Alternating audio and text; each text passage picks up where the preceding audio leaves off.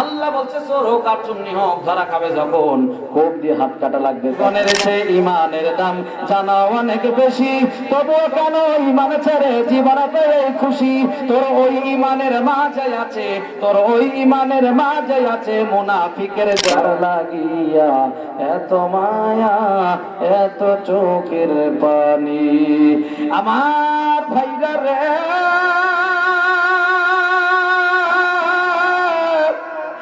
আর কোন দিকে নজর না, 10টা মিনিট একটু দিলটা নরম করবে। তাকায় দেখে ওই কবরের ভিতরে 98টা সাপ ঘোরাঘুরি করতেছে। ভাই গো,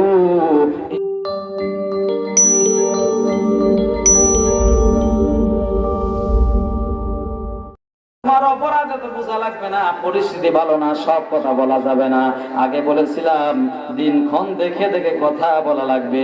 নবী বললেন কি হবে ইমাম হয়ে, কি হবে আলেম হয়ে, কি হবে মসজিদের মুয়াজ্জিন হয়ে, যদি আল্লাহর কোরআনের সঠিক কথাগুলো মানুষের কাছে প্রচার না করি, আল্লাহর আদালতে তো প্রকৃত ইমানদার হওয়া যাবে না।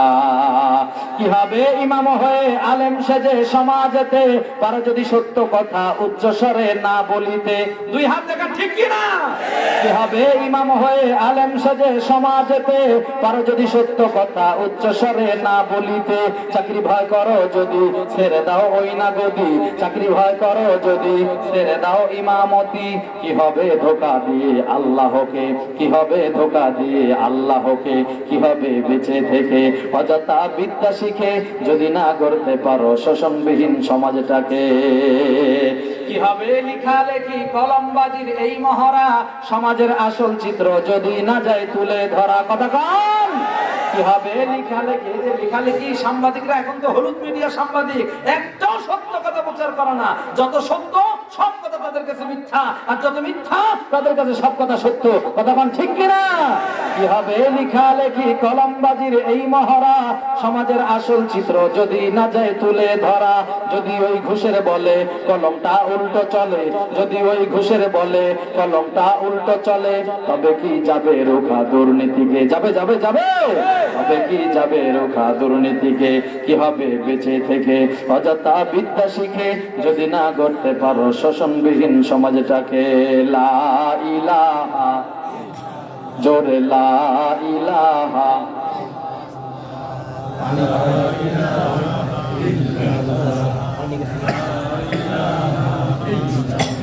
লা ইলাহা।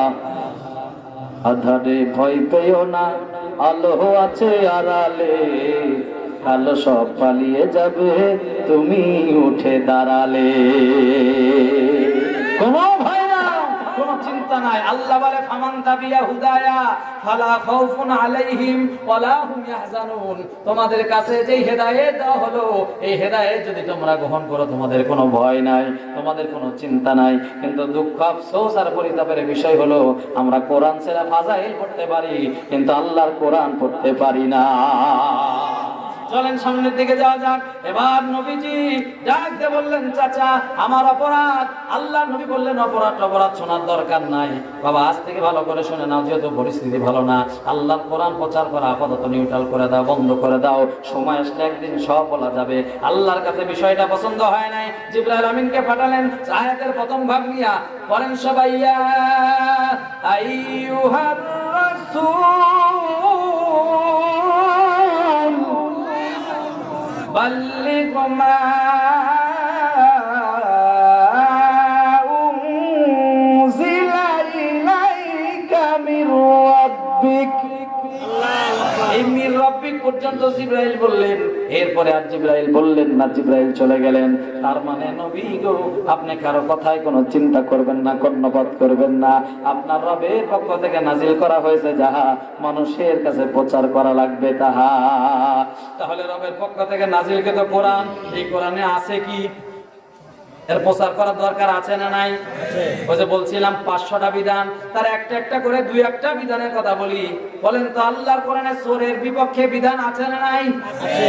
চোর চুরি করলে কি করো? এই বিধান তো আপনারা সবাই জানেন, কিন্তু বাস্তবায়ন হয়েছে কোথাও? না। সূরা মাইদা আয়াত নাম্বার 38 আল্লাহ পাক বলে ওয়াসারিকু والسارقة فاقطعوا أيديهما جزاء بما كسبا نكالا من الله। চোর হোক আর চুন্নি হোক ধরা খাবে যখন, ডাইরেক্ট কোপ মারে হাত কাটা লাগবে তখন, কথা কার? কথা কন না, কথা কার? হাত কাটার কথা বলছে আল্লাহ। এটা হচ্ছে আল্লাহর দণ্ডবিধির বিধান। আল্লাহ বলছে চোর হোক আর চুন্নি হোক ধরা খাবে যখন, কোপ দিয়ে হাত কাটা লাগবে তখন। কিন্তু দেশের দণ্ডবিধি বলছে চোর আর চুন্নি ধরা খাবে যখন, কিছু টাকা জরিমানা করো তখন, আর 3 মাস জেলে ভরো তখন। 3 মাস জেল আর কিছু টাকা দিয়া বলেন তো সব চোর কি ভালো হয়ে গেছে? না, শেষরা চোররা ডিজিটাল চোর হয়েছে। কথা কন না? আগে চুরি করতো তারা ওই সিং খুদে, আর এখন চুরি করে অনলাইনে। কথা কন না ভাই? তাহলে আগে যারা শেষরা চোর এখন তারা পাকা চোর। আগে যারা শেষরা চুরি করতো তারা এখন পাকা চোর। তার কারণটা কি? তার কারণ হলো আল্লাহর বিধান সমাজে বাস্তবায়ন হয় নাই। আল্লাহর বিধান সূরাতুল মাইদার 38 নম্বর আয়াত যদি আপনাদের এই জজ কোর্ট সুপ্রিম কোর্টের সামনে লটকানো থাকতো, আর একটা ব্রিজ চোর, কালভার্ট চোর, বম চোর, রড চোর, সিমেন্ট চোর, কুত্তার বাচ্চা, হয়তো মনে আছে, ধন্যবাদ, কুত্তার বাচ্চা ফুটফুটে সুন্দর। ওই যে বলছিলাম চেহারা ভালো, সবকিছু ভালো, সব ঠিক আছে, কিন্তু দেশের টাকা চুরি করে বিদেশে পাচার করে এমন লোক আপনাদের পাবনায় নাই? না, আমি তো পাবনার ওয়াজই করতেছি না, আমি ওয়াজ করতে সৌদি আরবের ওয়াজ।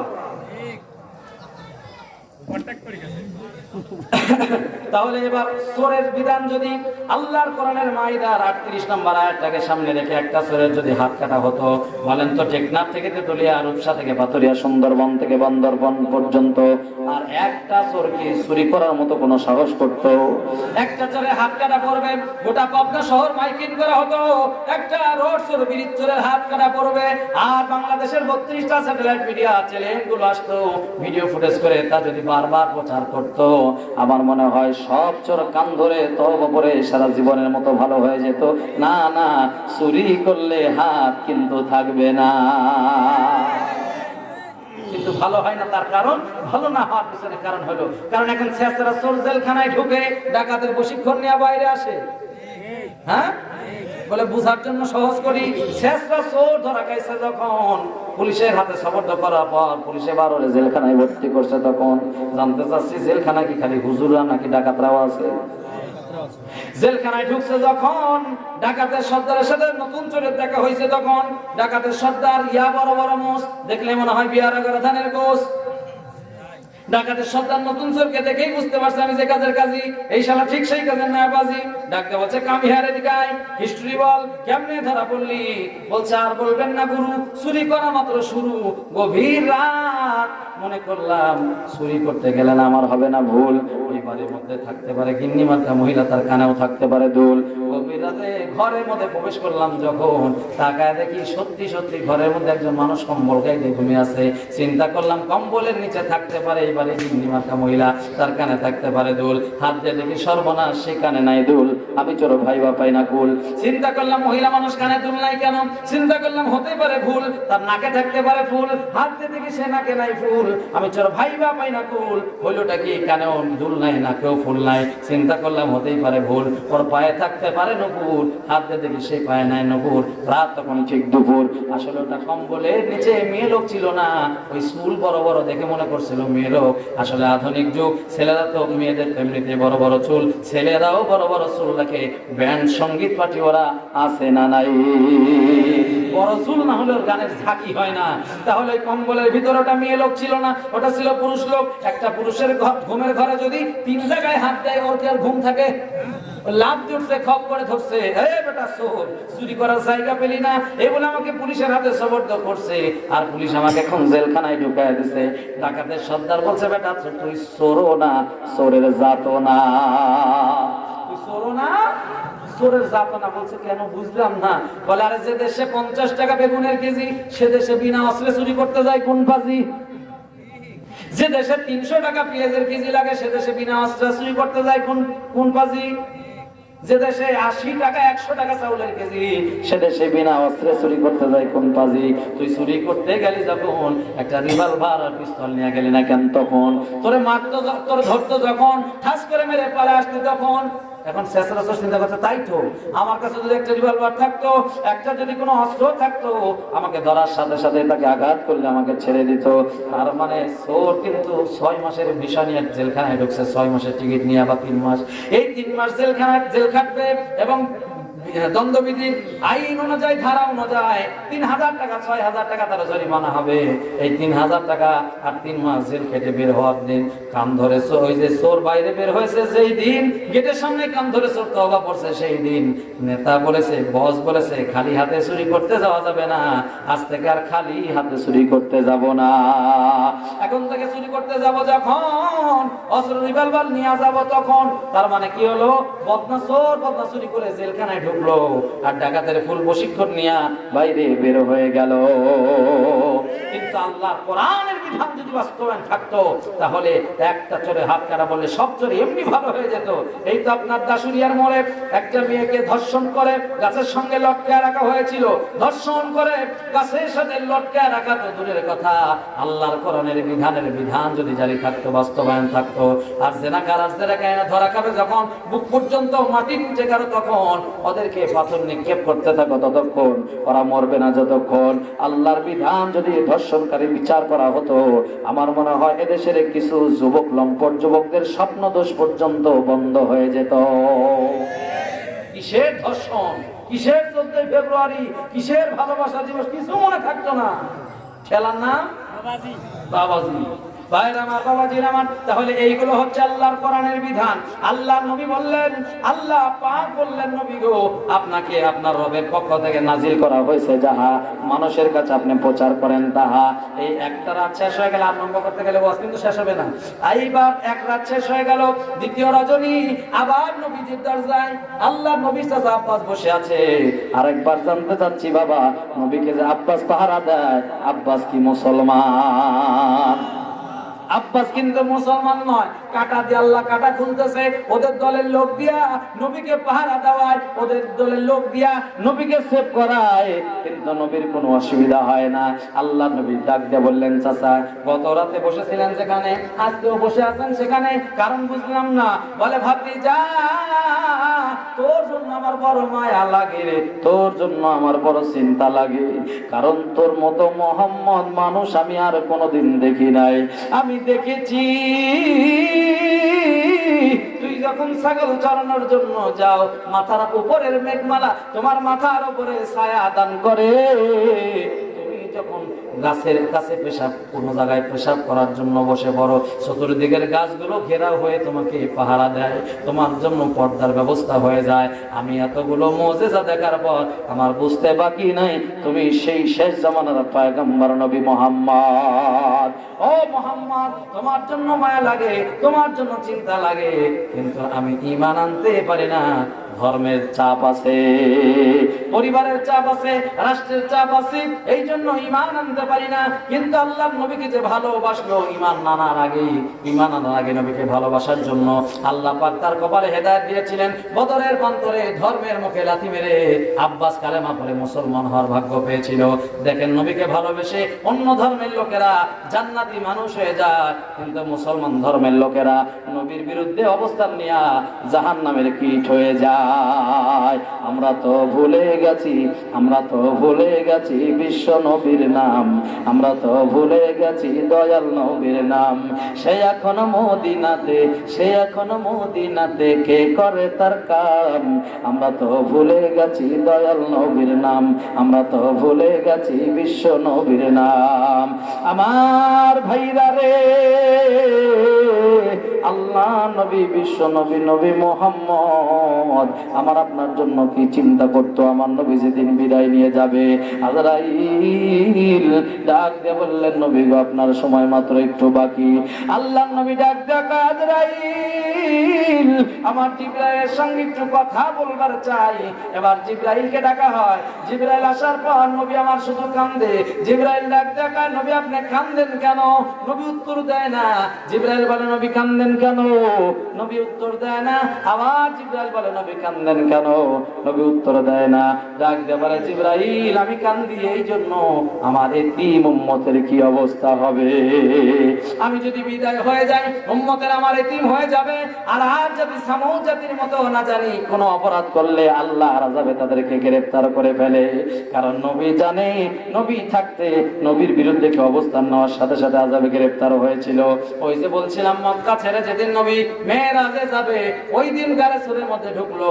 আর গারে সুরের মধ্যে থেকে যখন ঢুকলো, গারে সুরের মধ্যে আবু বকর আর নবী ঢুকতেছে, এই দৃশ্যটা দেখে ফেলেছিল একজন ইহুদি। এই ইহুদি চিন্তা করলো মুহাম্মাদের ঘোষণাটা দিতে পারলে পুরস্কার পাওয়া যাবে। আবু জেহেলের দলের লোকেরা আসবে যখন মুহাম্মাদের কথা বলবো তখন। এই বলে যখন লোকেরা আসলো ডাক দিচ্ছে আমার দিকে তাকান ভাই। এই ভাই বলে যখন ডাক দিছে হাতও তুলছে, মুখে হাও করছে, হাত মুখ সব একসাথে। মাটির মানুষটাকে আল্লাহ পাক জায়গায় পাথরের মূর্তি বানায় দিছে। 3 দিন পর্যন্ত দাঁড়িয়ে আছে সেখানে। 3 দিন পর গাড়ি সুর থেকে বের হলো যখন, আবু বকর জিজ্ঞাসা করলো তখন নবী গো এই গর্তের মধ্যে আমরা ঢুকি যখন এখানে মূর্তি দেখছিলাম না তখন, কিন্তু এখন মূর্তি আসলো কোত্থেকে বিষয়টি একটু জানতে চাই। নবী বললেন এই লোকটা এটা কোনো মূর্তি নয়, এটা হলো মানুষ। আর আমি নবী এবং তোমার বিপক্ষে অবস্থান নিয়ে আল্লাহর বিপক্ষে অবস্থান নিয়েছে। আর আল্লাহর বিপক্ষে, নবীর বিপক্ষে, কোরআনের বিপক্ষে, ইসলামের বিপক্ষে অবস্থান নেওয়ার জন্য মাটির মানুষটাকে আল্লাহ পাক সরাসরি পাথরের মূর্তি বানায় দিয়েছে। কিন্তু তার মুখটা খোলা আছে, জবান খোলা আছে। ডাক দেখলাম নবী গো আজকে 3 দিন যাবত দাঁড়িয়ে আছি এখানে। কেন দাঁড়িয়ে আছো? বলে আপনার কথা বলতে চেয়েছিলাম এই জন্য দাঁড়িয়ে আছি। আমাকে পাথর বানায় দিয়েছে আল্লাহ, আমি এখান থেকে নড়তেও পারি না, চড়তেও পারি না। এই লোকটার কোন পরিণতি হবে? এই লোকটার শেষ কথাটা আমি আপনাদের সামনে শোনাবো। কষ্ট হবে আপনাদের? তাতে সময় আরো আধা ঘন্টা লাগলে অসুবিধা আছে? চলেন আসলে মূল মেসেজটা শেষ করি।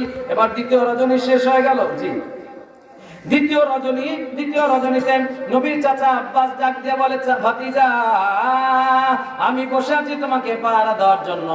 যেহেতু পরিস্থিতি ভালো না, সব কথা বলা যাবে না। ও বাবা নির্বাচন পার হোক, তুমি তারপরে সব কথা বলতে পারবা। এমন সময় আল্লাহর কাছে বিষয়টা পছন্দ হয় না, জিবরাইলকে ডাক দেয়। জিবরাইল যাও নবীর কানে শোনাও, ওয়াইল্লাম তাফআল ফামা বাল্লাগতা রিসালাতা। রিসালাতের দায়িত্ব যদি আপনি পালন না করেন বিচারের কাঠগড়ায় কিন্তু আপনার দাঁড়ানো লাগবে।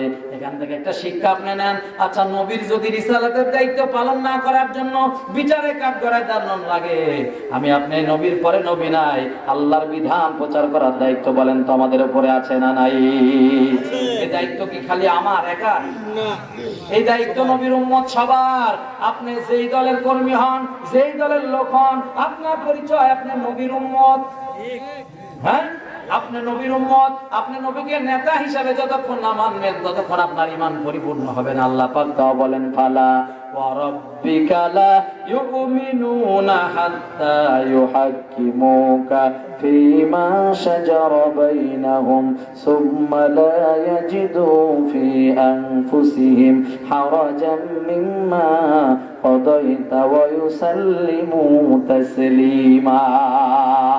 সব গাছপালা, তরুলতা, বৃক্ষলতা সবাই নবীকে নেতা মানে। তোমরা নেতা মানতে চাও না, মনে রাখবা আমার নবীকে নেতা যতক্ষণ মানতে পারবা না ততক্ষণ পর্যন্ত তোমরা প্রকৃত ইমানদার হতে পারবা না। সুতরাং নবীকে ইমানদার হওয়ার জন্য নবীকে বলেন তো জীবনের সব জায়গায় মানার দরকার আছে না নাই? আমার নবী যদি কোরআন প্রচার করার জন্য মার খায়, তাহলে আমরাও কোরআন প্রচার জন্য মার খাওয়ার জন্য রাজি আছি না নাই? নবী যদি কোরআন প্রচার করার জন্য 3 বছর জেল খাটতে পারে, আমরা জেল খাটার জন্য রাজি আছি না নাই? জেলখানা কি মুসলমানদের জন্য শ্বশুর বাড়ি? কি বাড়ি? কথা কেন? শ্বশুর বাড়ি যাওয়া সুন্নাত, জেলখানায় যাওয়া সুন্নাত, তার বিষয়টা একই রকম। তাহলে নবী যদি জেল খাটে, নবীর জেল খাটা যেমন সুন্নাত। আল্লাহর নবী কোরআন প্রচার করতে গিয়ে 3 বছর তার কোনো খাবারের ব্যবস্থা ছিল না, গাছের লতা পাতার সাথে মান্না সালোয়া আল্লাহ খাওয়াইছেন। তাহলে নবীকে যদি মান্না সালোয়া খাওয়াতে পারে, এখনকার মুফাসসিররা জেলখানায় গেলে তাদের কি মান্না সালোয়া খাওয়াতে পারে না? হ্যাঁ, জীবন চলে যাবে। আপনি জানেন না, আপনি জানেন না কোরআনের মুফাসসিরকে যে ওসি যে এসপি তারা ওই যে হ্যান্ডকাপ লাগিয়ে নিয়ে যায়, তার বউরা ধর্মের প্রতি এত কাবু, তারা ডাক দেয় বলে স্বামী রে ওই হুজুরের জন্য কোনো কষ্ট না হয়, হুজুরের জন্য তো সুখ বানায় নিয়ে যা, হুজুরের জন্য কম্বল নিয়ে যা, হুজুরের জন্য খাবার রেডি করে দিচ্ছি খাবার নিয়ে যা। আপনি মনে করছেন হুজুরে কষ্ট হবে না, কিন্তু হুজুরকে আল্লাহ পাক মান্না সালওয়া খাবার খাওয়াতে পারে। এ আপনার ঈমান চলে গেছে, ঈমানের কমতি, আজকে ঈমান নাই। এই জন্য আজকে মনে করি দাওয়াত খাওয়া সুন্নাত, মেসাজ করা সুন্নাত, কিন্তু মায়ের খাওয়া সুন্নাত ওই জায়গায় নাই। কথা বল না, মায়ের খাওয়া সুন্নাত, ওই সুন্নাত মানতে কেউ রাজি নাই। মিষ্টি খাওয়া সুন্নাত, ওটা মানতে আমরা সবাই রাজি আছি। আল্লাহ নবী ডাক দিয়ে বললেন চাচা আপনার কথার বিপক্ষে আল্লাহ নাজিল করেছেন ওয়া ইল্লাম তাফাল ফামা বাল্লাগতা রিসালাতা, আপনার কথা শুনে দিন প্রচার করা বন্ধ করা যাবে না। দ্বিতীয় রাত শেষ হয়ে গেল, শানে নজুল বলতেছে, আর একটা বলে শানে নজুল শেষ। তৃতীয় রজনী আসলো যখন, চাচা বসে আছে তখন চাচা ডাক দিয়ে বলে ও মুহাম্মদ, বাবা 3 দিন যাবত বসে আছি। নবী বললেন চাচা আপনার কি ঘুম লাগে না? বলে আমার ঘুম ছিল, তোরে কবর রচনা করেছি মুহাম্মদ, তোর সারা জীবনে নিশ্চয়তা পাবো না যতক্ষণ আমি তোর ঘরের দরজায় বসে থাকবো ততক্ষণ, কারণ তুই মুহাম্মদের গায়ে আমি চাচা বেঁচে থাকতে একটা ফুলের টোকাও লাগতে দিব না। আল্লাহ নবী বললেন চাচা আমার জন্য আপনার এত মায়া কেন? আপনি কি জন্য আপনি এত মায়া করেন? আল্লাহ নবী চাচা আব্বাস ডাক দিয়ে বললেন মুহাম্মদ তুই তো ছোটবেলার খবর জানিস না বাবা, তুই যেদিন দুনিয়ার জমিনে ভূমিষ্ঠ হয়ে গেলি, তুই যখন দুধ পান করা বন্ধ করে দিলি, তোর যখন দুধ পান করা বন্ধ হয়ে গেল, জঙ্গলার হিংস্র প্রাণীরা পর্যন্ত দুধ পান করা বন্ধ করে দিল, সবাই যেমন কান্নার একটা রোল পড়ে গেল, গোটা দেশটা একটা কেমন যেন নীরব হয়ে গেল, গোটা পৃথিবীতে একটা নীরব ভূমিকা পালন করলো। ভাতিজা আমি জানি তুই রহমাতুল লিল আলামিন ছাড়া আর কেউ নয়, তোর জন্য এই জন্য মায়া লাগে।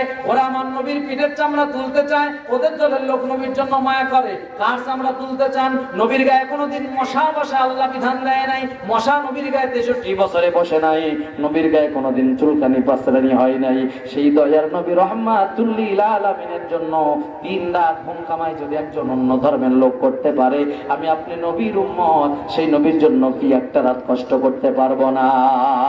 দয়ালো নবী প্রেমের ছবি আর আসবে না জগতে আমার, দয়ালো নবী প্রেমের ছবি আর আসবে না জগতে। 63 সাল জিন্দেগি কাছে বলে উম্মতি, 63 সাল জিন্দেগি কাছে বলে উম্মতি, এখনো কান্দে শুয়া মদিনাতে, দয়ালো নবী প্রেমের ছবি আর আসবে না জগতে। এই তৃতীয় রজনীতে আল্লাহর নবীর চাচা বললেন ভাতিজা আমি তোমাকে পাহারা দেওয়ার জন্য বসেছি। এবার আরেকবার মেসেজটা মনে করায় দেই, জীবন বাঁচানো মালিককে। আল্লাহর নবীর চাচা ওখানে কি লিখছে? ফায়দা হাসিল করা একটা ধান্দা খুঁজতেছে, কথা কি বুঝছেন? তার মানে জীবন বাঁচাবে আল্লাহ, আর ওখানে বসে বসে বলছে আমি তোমার জীবন পাহারা দেই, জীবন বাঁচানো মালিক আল্লাহ। তার মানে এখানে ফায়দা লুটার জন্য একটু তেল মারতেছে। কি কথা বল না, কি তেল? কারণ মক্কা যেদিন বিজয় হয়েছিল ওই দিন আল্লাহর সরাসরি অর্ডার, আল্লাহ বলছিল ওদেরকে পাওয়া যাবে যেখানে, ডাইরেক্ট হত্যা করা লাগবে সেখানে। কারণ আব্বাস জানে ক্ষমতা একদিন ঘুরে ফিরে মুহাম্মাদের কাছে যাবে, ওই দিন কিন্তু খবর খারাপ আছে, আগের থেকেই তেল মারি, আগের থেকে।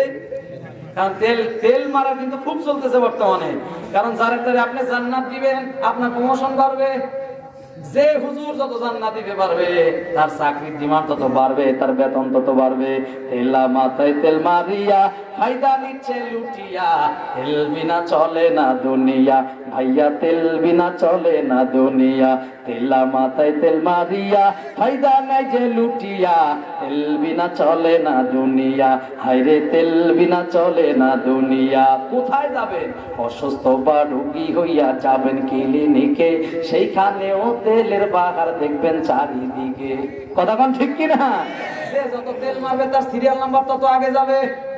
অসুস্থ বা রোগী হইয়া যাবেন ক্লিনিকে, সেখানে ও তেলের বাহার দেখবেন চারিদিকে। আর দাওয়াখানা হোমিওপ্যাথি কবিরাজের তেল গরম মাথায় দিলে ভাইরে হইয়া যায় হিমেল।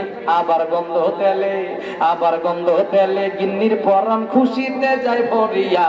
তেল বিনা চলে না দুনিয়া ভাইরে, তেল বিনা চলে না দুনিয়া। এমপি মন্ত্রী তেলের পাগল সবাই, কথা কান ঠিক কিনা? সুতরাং তেলবাজি খুব চলতেছে, আল্লাহ নবী সাজা তেল মারতেছে, আল্লাহ পাক বিষয়টা পছন্দ করে নাই। আল্লাহ আয়াত নাযিল করলেন, আল্লাহু ইয়াসিমুকা মিনান নাস। নবী আপনার চাচা আপনার জীবন বাঁচানোর মালিক নয়, আপনার জীবন বাঁচানোর মালিক হলাম আমি আল্লাহ। সুতরাং আপনার চাচাকে গেট আউট বলে দেন, আসতে পারেন। নবী বললেন, চাচা আপনি আসতে পারেন, আপনি আমার জীবন বাঁচানোর মালিক নয়। আন্দাজে ধান্দা খুঁজেন না, কারণ জীবন বাঁচানোর মালিক হচ্ছে একজন। বলেন তো তিনি কে? জীবন বাঁচানোর মালিক আমার আল্লাহ। আল্লাহ যদি আমাকে বাঁচায় দেয় আর আমার বিরুদ্ধে যদি কেউ মৃত্যুদণ্ড দেয়, মৃত্যুদণ্ড দিতে পারবে, কিন্তু 10 বছর পার হয়ে যাবে, কার্যকর করার ক্ষমতা হবে না। আর আল্লাহ যদি কাউকে মৃত্যুদণ্ড দেয়, পৃথিবীর কোনো মানুষ তারা বাঁচাতে পারবে না। সর্বশেষ বাবা জানতে চাই, এই যে জীবন মৌতের কথা, জীবনের কথা, এই জীবনের কিন্তু আমাদের কাছে অনেক দাম। জানতে চাচ্ছি, জীবনের বেশি দাম না ইমানের বেশি দাম? কথা কন না, জীবনের দাম বেশি না ইমানের দাম বেশি? কিন্তু আমাদের এলাকায় তো ইমান আলী আছে, একটাও নামাজ পড়ে না। নামাজ পড়ে না, একটা নাম হলো তার ইমান আলী, একটা ইমানের কাজ করে না। নাই জায়গা ইমান আলী থাকলে আমার মন খারাপ করে না, সব ইমান আলী কিন্তু এক না। নাম হলো তারা, নাম হলো তার শুকুর আলী, একদিনে শুক্রবারে জুমার নামাজ পড়ে না, এমন শুকুর আলী নাই। নাম হলো তারা তোর আলী, গা দিয়া পাটা ছাগলের মতো গন্ধ, 7 দিন গোসল করে না, পীর সাহেব আছে না ভাই। তার মানে বোঝা গেল এই নাম দিয়ে কিন্তু আল্লাহ দরবারে বাঁচা যাবে না। ইমানের জীবনের চেয়ে আল্লাহ দরবারে ইমানের মূল্যটা বেশি। জীবনের চেয়ে ইমানের দাম জানো অনেক বেশি, তবুও কেন ইমান ছেড়ে জীবনে পেয়ে খুশি? 2 হাত দেখেন ঠিক কিনা? জীবনের চেয়ে ইমানের দাম জানো অনেক বেশি, তবুও কেন ইমান ছেড়ে জীবনে পেয়ে খুশি? তোর ওই ইমানের মাঝে আছে, তোর ওই ইমানের মাঝে আছে মুনাফিকের জয়। এক আল্লাহর গোলাম আমি, এই তো পরিচয় আমার। এক আল্লাহর গোলাম আমি, এই তো পরিচয়। আল কোরআনের সৈনিক আমি, নেই তো পরাজয়। এক আল্লাহর গোলাম আমি, এই তো পরিচয় আমার, এই তো পরিচয়। এই দুনিয়ার সবই নকল, এই দুনিয়ার সবই নকল, আসল কিছুই নয়। এক আল্লাহর গোলাম আমি, এই তো পরিচয় আমার, এই তো পরিচয়। তাহলে জীবন বাঁচানোর মালিক আল্লাহ। আল্লাহ যদি হায়াত দেয়, কেউ মারতে পারবে না। জানতে যাচ্ছি বাবা, ইচ্ছাই হোক অনিচ্ছাই হোক, আপনাদের চোখে মুখে ওয়াজ শোনা নেশা পেশা দেখে মনে হচ্ছে আর 1 ঘন্টা চলুক। আপনারা চালাতে চাইলে আমি পারবো না, অল্প সময়ের মধ্যে শেষ করব। ভালো করে কান লাগান, তাহলে মৃত্যু থেকে আমরা কিন্তু কেউ বাঁচতে পারবো না। আপনি চাইলে আপনার মৃত্যু হবে, না চাইলে আপনার মৃত্যু পর্যন্ত হবে কি হবে না? আল্লাহ বলেন, ফাসুবহানাল্লাযী বিয়াদিহি মালাকুতু কুল্লি শাইইন ওয়া ইলাইহি তুরজাউন। আল্লাহ পাক বলে, ইচ্ছাই হোক অনিচ্ছাই হোক, একদিন না একদিন আমি আল্লাহর কাছে তোমাদের প্রত্যাবর্তন করা লাগবে। উপরে উঠছো, চেয়ার পাইছো, মনে করছো চেয়ারে আছি গিয়ারে আছি, যা বলবো তাই হবে না। একদিন উপর থেকে আমি আল্লাহ নিচে নামায় আনবো, কারণ লাটাই কিন্তু আমার হাতে বান্দা। লাটাই কার হাতে? আপনি যেমন এলাকার ছেলেরা গুড্ডি উড়ায়, আকাশে গুড্ডি উড়ায় দেয়, গুড্ডি তখন চিন্তা করে এবার উপরে উঠছি আর নিচে নামবো না। কারণ যে যখন থাকে চেয়ারে, সে তখন থাকে গিয়ারে। যেমন আমি চেয়ার পাইছি না, দেখে স্লিপ দিছার কতক্ষণ আগে, সম্ভব হলে কালেকশন করবেন। আমি কিন্তু ওইদিকে তাকাইনি, আমি আপনাদের দিকে তাকাই আছি। টাকা দিবেন তো? টাকা দিবেন তো? চলেন সামনের দিকে যাওয়া যাক। তারা যে যখন চেয়ারে, সে তখন গিয়ারে। চেয়ার পাইলে নিজের মতো করে বলি, স্লিপ যত দেয় দিক, নাকি? মানে বক্তা আরেকজন আসুক, তারপরও বক্তা ছাড়তে চায় না। চেয়ার পাইলে এমন ভাবে বসি, সুপার গুলো আটা দিয়া 250 বছর যায়, যাকে চেয়ার আর ছাড়বো না। কিন্তু এই চেয়ার কি ছাড়া লাগবে না? এই চেয়ারের ধর্ম হলো চেয়ারে বসলে চেয়ার থেকে উঠা লাগবে। চেয়ার সন্ধ্যার পর থেকে কত হুজুর বসেছে, কত হুজুর গেছে, চেয়ার কিন্তু কারোর জন্য স্থায়ী নয়, একমাত্র আমার আল্লাহর চেয়ার। আল্লাহু লা ইলাহা ইল্লা হুয়াল হাইয়ুল কাইয়্যুম। আমার ওই এক আল্লাহর কুরসি, এক আল্লাহর চেয়ার হলো স্থায়ী, আর বাকি সব চেয়ার হলো অস্থায়ী। কোন চেয়ারে আপনি থাকতে পারবেন না, চেয়ার একদিন আপনার ছাড়া লাগবে। সুতরাং মৃত্যু আপনাকে গ্রাস করবে। ওই উপরে উঠছেন বলে আপনি মনে করবেন না আপনি মরবেন না, না। সন্ধ্যা যখন কোনি আসছে, মালিক লাটায় সুতা ধরে গোছায়, এবার গুড্ডির বুকের ভিতরে খিল আছে দুইটা, হাড্ডি আছে দুইটা, হাড়ের মধ্যে যখন টান লাগে, গুড্ডি বলে মালিক রে, আমাকে এত নিষ্ঠুর ভাবে নিচে নামানবি, এইটা তোমার জানা ছিল না। কিন্তু গুড্ডি জানে না, কুলিল্লাহুম্মা মালিকাল মুলকি তুতিল মুলকা মান তাশা। আল্লাহ পাক বলে সম্মান দেওয়ার মালিক আমি আল্লাহ, বেইজ্জত করা মালিক আমি আল্লাহ। আমি আল্লাহ কাউকে উপরে বসাতে পারি, আবার নিচে নামাতে পারি। মনে রাখবেন, যে জনগণ ফুলের মালা দিয়া সিংহাসনে বসাতে পারে, ওই একই জনগণ স্যান্ডেল পিঠা করে আবার নিচে নামাতে পারে। সব কারিশমা কার? ওই গুড্ডিটা মনে করছিলাম নিচে নামবে না, কিন্তু তার যে সময় শেষ হয়ে গেলে নামাই লাগবে, কিন্তু নামার সময় দেখলো না, সে তো ধরেই ফেলবে, পরিস্থিতি ভালো না, এখন পালানো লাগবে। পালানোর জন্য তার দেশে বিদেশে সব জায়গায় ঘর আছে না নাই? কথা কানা আছে না? হিন্দুরের গর্ত দুইটা, ওই গুড্ডিও দৌড় মারতে লাগে অন্যদিকে। দেখবেন না, গুড্ডি যখন 10 হাত দূরে, তখন এরকম ডিগবাজি, মানে কথা বুঝছেন, ডিগবাজিটা মানে অন্যদিকে পালান দৌড় দিতেছে, তার রাস্তা আগে খোলা আছে, ওই দিক দিয়ে ডিগবাজি মারবে। ডিগবাজি মারবে যখন, মালিক আস্তে করে টান দেয়, তখন টান দেয় যখন নিচে পড়ে যায়, নাক মুখ ফেটে যায়, রক্তাক্ত হয়ে যায়। তার মানে গুড্ডি মনে করছিল ধরা পড়বো না। আল্লাহ বলে সন্ধ্যা হয়ে গেলে মালিক যেমন গুড্ডিকে ছাড় দেয় না, নিচে নামায় আনে, বান্দারে সুম্মা ইযা জা আজালুহুম লা ইস্তাখিরুন। তোর যেদিন হায়াতের সীমা শেষ হয়ে যাবে, পৃথিবীর কোনো ডাক্তার বৈজ্ঞানিক তোরে আর বাঁচাতে পারবে না, ওই দিন আমি আল্লাহর কাছে ধরা দেওয়া লাগবে। রঙিন এই পৃথিবী ছাড়িতে হইবে, সাদের এই দেহ মাটিতে খাইবে, শূন্য হবে জিন্দেগানি। কার লাগিয়া এত মায়া, এত চোখের পানি রে মন, কার লাগিয়া এত মায়া, এত চোখের পানি। সন্ধ্যা হলে ডুবিবে বেলা, শান্ত হবে ভবের মেলা। সন্ধ্যা হলে ডুবিবে বেলা, শান্ত হবে ভবের মেলা। কেউ বা দিবে আখেরি গোসল, কেউ বা দিবে আখেরি গোসল, কেউ বা আনবে আতর দানি। কার লাগিয়া এত মায়া, এত চোখের পানি রে মন, কার লাগিয়া এত মায়া, এত চোখের পানি। এত আশার বাসা তোমার, নিমিষেতেই হবে চুরমার। কতক্ষণ ঠিক কিনা? এত আশার বাসা তোমার, নিমিষেতেই হবে চুরমার। কেউ বা ডাকিবে মামা বলিয়া, কেউ বা ডাকিবে মামা বলিয়া, সারা তো দিবে না জননী। কার লাগিয়া এত মায়া, এত চোখের পানি রে মন, কার লাগিয়া এত মায়া, এত চোখের পানি। আমার ভাইরা রে,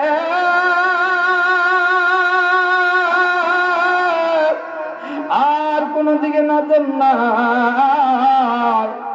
10টা মিনিট একটু দিলটা নরম করবেন। দেখেন তো বাবা, মরণের কথা স্মরণ হয়, আপনার চোখ দিয়ে একটু পানি আসে কিনা? হ্যাঁ বন্ধু, আপনার দিলটা একটু নরম হয় কিনা? আপনার চোখে যদি এক ফোঁটা পানি আসে, এরে বাজার, এই এই গভীর রাতে ওয়াজ শোনাটা আপনার ভাগ্যবান হয়ে যাবেন আপনি। এই গভীর রাতের ওয়াজ শোনাটা আপনার জন্য সার্থক হয়ে যাবে। এক ফোঁটা চোখের পানি দেখেন তো আপনি ফালাইতে পারেন কিনা। এ বাবা, চোখে যদি পানি নাও আসে, একটু চোখে পানি আনার মতো ভান করো, আমার আল্লাহ জীবনের সগীরা গুনাহ মাফ করে দিবে। এই দুনিয়ায় আমি আপনি সবাই ইমানের দাবিতে দাবিদার, সবাই ইমানদার। ও বাবা, কিন্তু ইমান করি আমরা, সত্যিকার ইমানদার কি হতে পারলাম কিনা? ইমান করো মানুষ, ইমান কি তোর এতই সোজা? সত্যিকারের ইমানদার কি কখনো বহে শয়তানি বোঝা? এ বন্ধুগণ, দিলটা নরম করে চোখটা বন্ধ করে তাকায় দেখো, পাবনার কোন দোকানে তোমার জন্য কাফনের কাপড় রেডি হয়ে আছে। তাকায় দেখো, তোমার জন্য কোন জানলার বার যেন রেডি হয়ে আছে। তোমার দাফন দেওয়ার জন্য কারাবা রেডি হয়ে আছে, তোমার জানাজা করার জন্য। এ বন্ধু, মসজিদের ওই পালকি খানা তোমার ঘরে একদিন যাবে, কথাটা জানা, কিন্তু মৌতের কথা তোমার স্মরণ হয় না। মৃত্যুর খাটিয়াতে তোমার কি ঘটনা ঘটবে, কবরে কি ঘটনা ঘটবে। কবর কিন্তু জায়গা ভালো নয়। নবী বলেন, কবর কিন্তু জায়গা ভালো নয়, জায়গা ভালো নয়। 3.5 হাত মাটির ঘর, কারো আপন কারো পর। এই 3.5 হাত মাটির ঘর আমল যদি খারাপ হয়, ডান দিক থেকে একটা চাপ দিবে, বাম দিক থেকে আরেকটা চাপ মারবে। ডান দিকের পাজরে হাড় বাম পাজরে ঢুকে যাবে, বাম পাজরে হাড় ডান পাজরে ঢুকে যাবে, আমল যদি মন্দ হয়। এ বন্ধু, দেখতে দেখতে জীবনের 30 বছর, 40 বছর, 50 বছর পার হয়ে গেল, আমলের কথা মনে নাই। এ বন্ধু, নামাজ পড়ার কথা মনে থাকে না। এই আল্লাহর ঘর মসজিদের জন্য যেহেতু আজকের এই আয়োজন, এই আল্লাহর ঘর মসজিদের আঙ্গিনা দিয়ে কতবার আসো যাও, 1 ওয়াক্ত নামাজ তুমি মসজিদ ঘরে পড়ো না। 5 ওয়াক্ত নামাজ আল্লাহর বিধান, কিন্তু তুমি নামাজ পড়ো না। নামাজ না পড়ার জন্য কি ভয়াবহ পরিণতি হতে পারে। শুধুমাত্র একটা কথা বলি, ইমানের দাবি পূরণের লক্ষ্যে আপনাদের যেন ইমানটা পরিপূর্ণ হয়ে যায়, ইমানের উপকার হয়ে যায়। এই ঘটনাটা বলে আজকের মতো ওয়াজটা শেষ করব। বাবা, আল্লাহর নবীজি সাহাবীদের নিয়ে বসে আছেন, এমন সময় একজন মৃত মানুষের লাশ নবীজির সামনে হাজির করা হয়। ডাক দিয়ে কয়, নবী গো,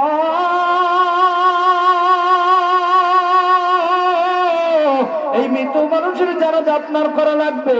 নবী ডাক দিয়া বললেন, সাহাবীরা রে, মৃত মানুষের জানাজা যারা করবে, উহুদ পাহাড় সম পরিমাণে সওয়াব আল্লাহ পাক তোমাদের আমলনামায় দিয়ে দিবে। জানাজা কে কে করবে? সমস্ত সাহাবীরা রেডি হয়ে গেল। নবী বললেন, জানাজার আর একটা সওয়াব আছে। জানাজা করে মানুষকে দাফন কাফন সম্পূর্ণ করলে আল্লাহ পাক আরেক উহুদ পাহাড় সমপরিমাণ সওয়াব আমলনামায় দিয়ে দিবে। তোমরা কে কে জানাজা করবে? জানাজা করার জন্য রেডি হয়ে দাও। সমস্ত সাহাবীরা রেডি হয়ে গেল। ভাইজান, যেই নবী আমার জানাজা করাবে, এই নবী সাধারণ কোনো মানুষ নয়, সাধারণ কোনো নবী নয়। এই পৃথিবীতে যত নবী আল্লাহ পাঠাইছে, সব নবীর সেরা নবী আমার নবী, রহমতের নবী। কথা গান ঠিক কিনা? সেই নবী আমার জানাজা পড়াবে। বলেন তো, লোকটার ভাগ্য মন্দ না ভালো? জোরে বলেন, মন্দ না ভালো? সাহাবীরা নবীর পিছনে ইক্তেদা করবে, জানাজা পড়বে। এ আল্লাহ, আল্লাহর নবী বলেছেন, আমার প্রত্যেকটা সাহাবী আমার আল্লাহর জান্নাতে যাবে, কারণ আমার নবী, আমি, আমার সাহাবীরা জান্নাতে যাবে। তাহলে সেই জান্নাতি মানুষগুলা সরাসরি এই জানাজার মুসল্লি। লোকটার ভাগ্য মন্দ না ভালো? কার যেন লাশ গো, কার যেন কপালটা এত ভালো, এবার জানাজা শুরু হয়ে যাবে। ভাইজান, জীবনে ওয়াজটা শুনছেন কিনা বাজান আমার জানা নাই। একটু ভালো করে গভীর মনোযোগ দিয়ে শুনবেন বাবা। যদিও সনদটা একটু দুর্বল, আমি আপনাদের ইমানের উপকারের জন্য কথাটা সামনে আনতেছি। আমার নবীজি জানাজা পড়ার জন্য রেডি হয়ে গেল। এবার নবীজি আল্লাহু আকবার বলে তাকবীরে তাহরিমা যখন বাজবে, তাকায় দেখে সর্বনাশ, কাফনের ভিতরে লাশটা কেমন যেন নড়ে উঠলো। আমার নবীজি তাকবীর না দিয়ে হাতটা ছেড়ে দেয়। নবী ডাক দিয়ে বললেন, সাহাবীরা রে, কাফনের ভিতরে লাশটা কেমন যেন নড়ে উঠলো। সাহাবীরা ডাক দেখা, নবী গো, কাফনের ভিতরে লোকটা মৃত কেমন করে নড়ে উঠবে? আপনার চোখের ভুল হতে পারে, আপনি জানাজা করেন। আমার নবীজি আমার জানাজা করার জন্য আল্লাহু আকবার বলে তাকবীরে তাহরিমা যখন বাজবে, টাকা দেখে কাফনের ভিতরে লাশটা আবার বুকের কাছে কেমন নড়ে উঠলো। নবীজি আমার দ্বিতীয়বার আবার হাত ছেড়ে দেয়। আমি তো ব্যক্তির আত্মীয় স্বজন যারা আছো তোমরা বলো বলো এই লোকটা মৃত্যু নাকি জীবিত? ওরা ডাকতে বলছেন নবী গো লোকটা অবশ্যই মৃত, আপনি জানাজা করেন।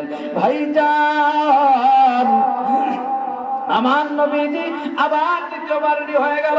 আল্লাহু আকবার বলে তাকবীরে তাহরিমা যখন বাজবে তাকায় দেখে কাফনের ভিতরে লাশটা আবার বুকের কাছে নড়ে উঠলো। একবার নয়, দুইবার নয়, তিনবার এমন দুর্ঘটনা ঘটে। আমার নবীজি জানতে যাচ্ছে, বলেন তো জানাজা হয় কয় তাকবীরে? 4 তাকবীরে জানাজা হয়। 3টা তাকবীর দেওয়ার পর চিন্তা করলেন না আমার একবার ভুল হতে পারে, 2বার হতে পারে, 3বার তো ভুল হবে না। সাহাবীরা এর কাফনের কাপড়টা খোলা, আমি একটু বিষয়টা দেখবো লোকটা মৃত নাকি জীবিত। নাকি লোকটার কোন ঘটনা ঘটে গেল কাফনের ভিতরে। আমার নবীর সাহাবী আবু বকর সিদ্দিক রাদিয়াল্লাহু তাআলা কাফনের কাপড় খোলার অনুমতি পাইলো। অনুমতি পাওয়ার পর এবার কাফনের কাপড় খুলছে। বাবা আমার দিকে তাকান। কাফনের কাপড় খুলছে। কাফনের কাপড় খুলে দেখে গো কাফনের ভিতরে এমন দূর একটা ঘটনা ঘটে যায়। আমার নবীর সাহাবী আবু বকর বিকট জোরে ডাক দেয়া কয়, নবী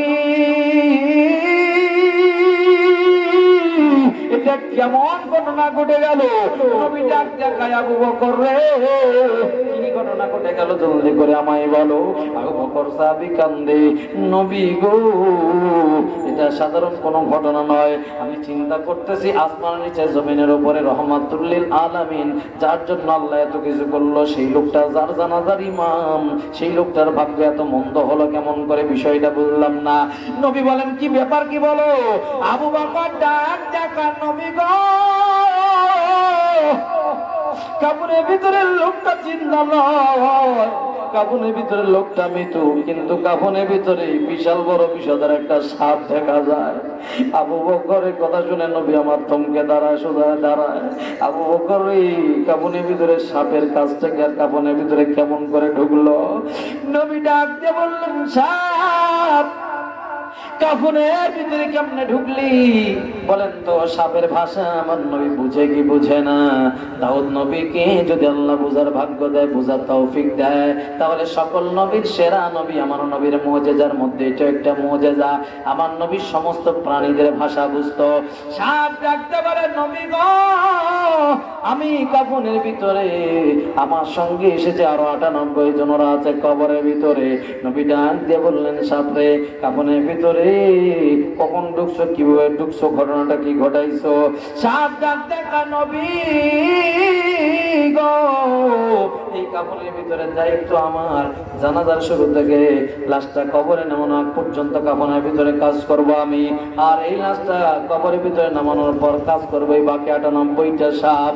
আমার নবীজি ডাক দিয়ে বললেন, সাপরে তুই তোর কাজ কেমন করে করছিস? সাপ ডাক দেখা, নবী গো টাকা দেখে এই লোকটার পায়ের বৃদ্ধাঙ্গুল থেকে শুরু করে এই গলা পর্যন্ত রক্ত মাংস কোনো কিছুই আপনি পাইবেন না হাড্ডি ছাড়া। জানতে চাচ্ছি নবী গো বলেন তো জানাজা হয় কয় তাকবীরে? নবী বললেন 4 তাকবীরে। আপনি যখন প্রথম তাকবীর দিয়েছেন তার পা থেকে হাঁটু পর্যন্ত যত রক্ত মাংস ছিল সব খেয়ে ফেলেছি। আপনি যখন দ্বিতীয় তাকবীর দিয়েছেন, দ্বিতীয় তাকবীর দেওয়ার পর তার হাঁটু থেকে কোমর পর্যন্ত আমি সব খেয়ে ফেলেছি। আপনি যখন তৃতীয়বার তাকবীর দেন কোমর থেকে তার বুক পর্যন্ত আমি খেয়েছি, গলা পর্যন্ত। নবী গো আপনি যদি আর একটা তাকবীর দিতেন তার মুখমণ্ডল পর্যন্ত আমি খেয়ে ফেলতাম, আপনি নবী চিনতেও পারতেন না। আমার নবীজি ডাক দিয়ে বললেন, সাপ তোর সঙ্গে আরো কয়জন? বলে 98 জন। ওরা কোথায়? বলে ওরা আছে কবরের ভিতরে। সাহাবীদের পরিদর্শন করতে পাঠানো হলো। তাকায় দেখে ওই কবরের ভিতরে 98টা সাপ ঘোরাঘুরি করতেছে। ভাই গো এই 98টা সাপ কবরের ভিতরে, কাফনের ভিতরে এমন ঘটনা। আল্লাহর নবী জানাজা পড়ায়, সাহাবীরা মুসল্লি, তার যদি এমন দুর্ঘটনা দুর্গতি হয়, আমি আপনি সাধারণ মানুষ, আমার আপনার কোন ঘটনা ঘটবে কাফনের ভিতরে আমরা কিন্তু কেউ জানি না। কথা কোন ঠিক কিনা? কবরের ভিতরে আমাদের কোন ঘটনা ঘটবে বাবা আমরা কিন্তু কেউ জানি না। ওই কবরটা সুন্দর করার দরকার আছে না নাই? আসতে বলবেন না, কবরটাকে সুন্দর করার দরকার আছে না নাই? কবরের ভিতরে বাতি জ্বালানোর দরকার আছে না নাই? কবরের ভিতরে বাতি জ্বালাবেন কি দিয়া? কবরের ভিতরে বাতি জ্বালানোর জন্য আল্লাহ বিধিবিধান আপনার জীবনে বাস্তবায়ন করা লাগবে, নামাজ পড়া লাগবে। আল্লাহ রাব্বুল আলামিন দেওয়া 500টা বিধানকে আপনার সামনে নিয়ে জীবন। ওই কাফনের ভিতরে সাপ ডাক দিয়ে বললেন, নবী গো, আমি একা নয়, আমার সঙ্গে আরো 98 জন। এই নবী আমার কবর পরিদর্শন করার পর দেখলেন, হ্যাঁ তাই, এই কাফনের ভিতরে ঘটনাটা তাই। কাফনের ভিতরে ঘটনাটা দেখে সমস্ত সাহাবীরা থমকে গেল, সবাই তাদের চোখে পানি এসে গেল। এটা কেমন দুর্ঘটনা ঘটে গেল, এমন কেমন ভয়াবহ একটা ঘটনা ঘটে যায়। আল্লাহর নবী জিজ্ঞাসা করলেন, লোকটার অপরাধ কি? কোন অপরাধের জন্য কঠিন আযাব, এত আযাব তারা হয়? এই অপরাধের সাথে এখানে যারা বসে আছেন, আমার মনে হয় 99 বললে ভুল হবে না, এই 99% লোকের আমরা এই অপরাধের সাথে জড়িত। বলবেন, হুজুর এটা আবার কেমন অপরাধ? আমরা এত ভালো মানুষ কিন্তু তারপরও জড়িত।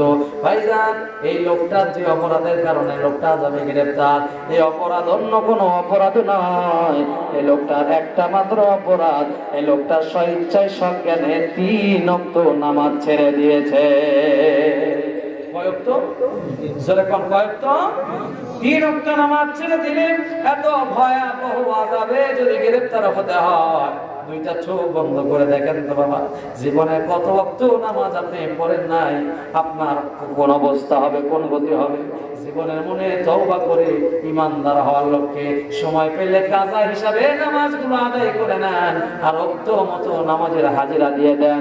আল্লাহ বলে, বান্দারে, চোখ দিয়েছি, কান দিয়েছি, নাক দিয়েছি, কিডনি দিয়েছি, না চাইতে প্রতিদিন 16 লিটার অক্সিজেন তোকে দান করেছি। এত কিছু দেওয়ার পরেও আমার গোলামি শুধুমাত্র তোর কাছে চাই, তোর কাছে অন্য কিছু চাই না। আমার গোলামি কর, আমার পায়ে সেজদা কর, আমার পায়ে সেজদা কর। আল্লাহর গোলামি যদি আপনি করেন, আল্লাহ পাক আপনাকে সফলতা দিয়ে দিবে। আর ওই যে গুহার সামনে দাঁড়িয়ে আছে ইহুদি মাটির মানুষ, তারে পাথরের মূর্তি বানায় দিছে। আবু বকর বললেন, নবী গো, যেদিন ঢুকি আমরা সেই দিন তো এই পাথরের মূর্তি দেখি নাই। নবী বললেন, এই আবু বকর, এই পাথরের মূর্তিটা আগে ছিল না, কিন্তু এই পাথরের মূর্তিটা পাথরের মূর্তি না, এটা মানুষ। দেখো, মুখ দিয়া কথা কয়, কিন্তু আবু বকরের আমাকে দেখান, আবু বকর একটু ধাক্কা দেয় দেখে না, শব্দ তো নড়ে না, ধাক্কা দিলেও সরে না, নড়ে না, চলে না। নবী বললেন, ধাক্কা দিয়ে কাম হবে না, কারণ ওটা পাথর হয়ে গেছে। কিন্তু তার জবানটা আল্লাহ খোলা রাখছে। এর সাজাটা হয়েছিল কেন? আমার নবী ওই গুহার ভিতরে নবীর কথাটা জানায় দিবি ইহুদির কাছে। আজকে মুসলমানরা, অনেক মুসলমান বাড়িতে আত্মগোপনে থাকে, আর পাশের বাড়ির কিছু চামচা টেলিফোন করে বলে, ওই যে সদস্য এখানে আছে, সদস্য এই বাড়িতে ঘুম পাড়তেছে। আপনি টেলিফোন করে ধরায় দিলেন, কোন দিন যেন আপনার জবান বন্ধ হয়ে যাবে, কোন দিন যেন আপনি পাথরে ভর্তি হয়ে যাবেন, কোন দিন যেন আযাবে গ্রেফতার হয়ে যাবেন। মনে রাখবেন, আল্লাহর আযাব ধরে না, ধরলে 67 নম্বর আয়াতের শান-নুজুল থেকে আজকে আপনাদের জন্য যে মেসেজ, যেটা শিক্ষা, সেটা হলো আল্লাহ রবের পক্ষ থেকে যা নাযিল করা হয়েছে, নবী বলেছেন, বাল্লিগু আন্নী ওয়ালা আয়া। একটি বাক্য যদি আপনার জানা থাকে, সেটাই আপনি হকের পক্ষে মানুষের কাছে প্রচার করতে হবে। কথা কোন ঠিক কিনা? তাহলে আপনার দ্বিতীয় নম্বর মেসেজ হলো, আপনার জীবনের নিরাপত্তা দেওয়ার মালিক হচ্ছে আল্লাহ। সুতরাং আল্লাহ যেহেতু আপনার জীবনের নিরাপত্তা দেওয়ার মালিক, আল্লাহকে ছাড়া আর কারো গোলামি করা যাবে? আল্লাহকে ছাড়া কাউকে ভয় করা যাবে? আল্লাহর গোলামি করব, আল্লাহর দাসত্ব করব, আল্লাহর দ্বীন কায়েমের জন্য আমরা চেষ্টা সাধনা করব, আল্লাহর কোরআন প্রচার করব। এই কোরআন নিয়ে যেন মরতে পারি, এই কোরআন নিয়ে যেন জীবন চালাতে পারি, এই কোরআন দিয়ে সমাজের ইঞ্চি মাটি যেন আমরা পরিচালনা করতে পারি। আল্লাহ পাক যেন আমাদের সেই সুযোগ করে দেয়। একবার বলুন আমি